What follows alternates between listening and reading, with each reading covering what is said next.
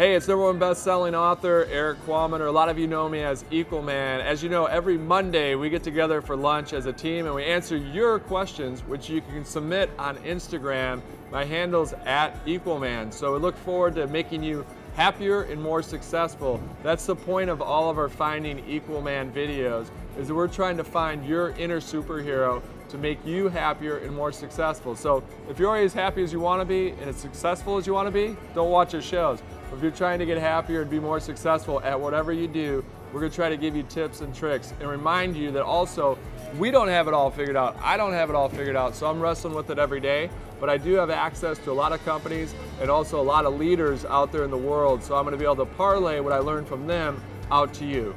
I'm Equalman across the board on all these channels, so it's just as it sounds, it's Equalman. So hopefully I'll see you out there. But we're going to take questions that we've gotten for the week.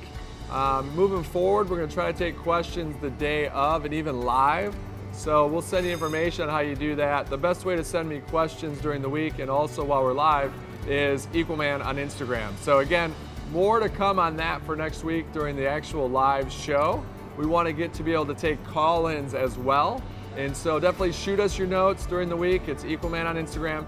And then on Mondays, when we're actually filming, we're always going to have lunch together on Mondays, because I think it's important for my team to actually break bread and get to know each other better, is that you can send in those calls. Hopefully you send us your phone number, we'll call you, or just send us your questions if you don't want to be on the line. We're going to try to promote your business as well, so give us your handle as well as obviously anything to do about your business, and we'll try to promote your business or your organization as well out there.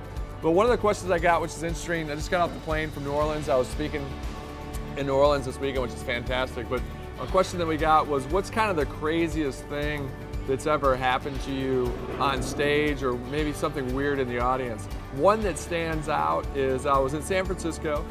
There's about 400 people in the audience, so a smaller crowd. It was a breakfast seminar, and they came up to me, the company that was running the event, and they said, hey, you know, there's going to be a clown in the audience, and he's really well known in these parts, and we try to keep him out of these events, but we found he creates a bigger stir if we try to not allow him in, because it was a private event. But he goes, what we found best is just to let him come in here, but during the question and answer, do not look at him and allow him to ask a question. And so I go, oh man, like where is the guy? And they pointed, and it was actually a real clown. The guy was dressed up as a clown, and I'm 6'6", and he was about my size, a little bit bigger. So imagine the most intimidating clown you've ever seen. I'm just trying not to laugh to myself, and also wondering what kind of security they have there if this person's in the audience. But of course we go to question and answer. I made sure I talked to the clown actually before I went on stage, because I always like to talk to as much as the crowd as possible. So if you're ever giving a speech out there, make sure that you welcome the crowd, get to know some of the individuals. You'll get a feel for the room. Now you have supporters. Once you get on stage, you've got some friendly people in the audience. But in this particular case, I actually wanted to get a sense to where this actual clown was coming from. And so he seemed like he was okay when I was chatting with him. And then so I go through my presentation, and then it goes to Q&A. Now, it's just your human, as a human being, you're gonna react to a movement that occurs. So when a hand went up, my face looked over, and it's the biggest guy in the room, and it's a clown. So it's just automatically I looked over there, and once I looked at him, it's not like I could have ignore him, it just would have been odd. So I just said to the room, well, obviously we gotta let the clown ask a question.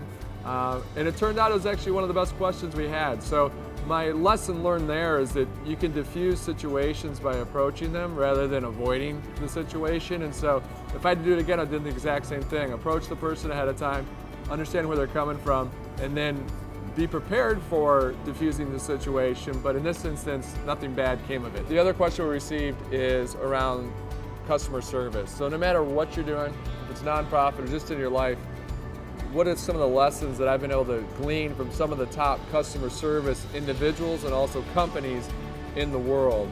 And I remember being in the audience, I was speaking, I just got out of the, actually, I was speaking, sorry, I'll divest back to that, but I was actually at the Ritz-Carlton this past day. But this is a seminar a couple years ago that I was in. The other speaker was from the Ritz-Carlton, they'd won back-to-back customer service awards in the hotel industry, and no one had ever won back-to-back customer service awards. And he gave a speech for about an hour, but at the end of that speech, what he indicated was, forget everything else I said. If you remember one thing a week from now, it's do you have empathy for the customer? Are you going to show empathy if there's an issue that occurs? And this relates a lot to my basis of Flawsome, when I talk to you guys about being as Flawsome as possible, that it's not through our perfections that people like us, it's actually about being as Flawsome as possible, is that when you look at it from the user's viewpoint or the customer's viewpoint, are you showing empathy for that user?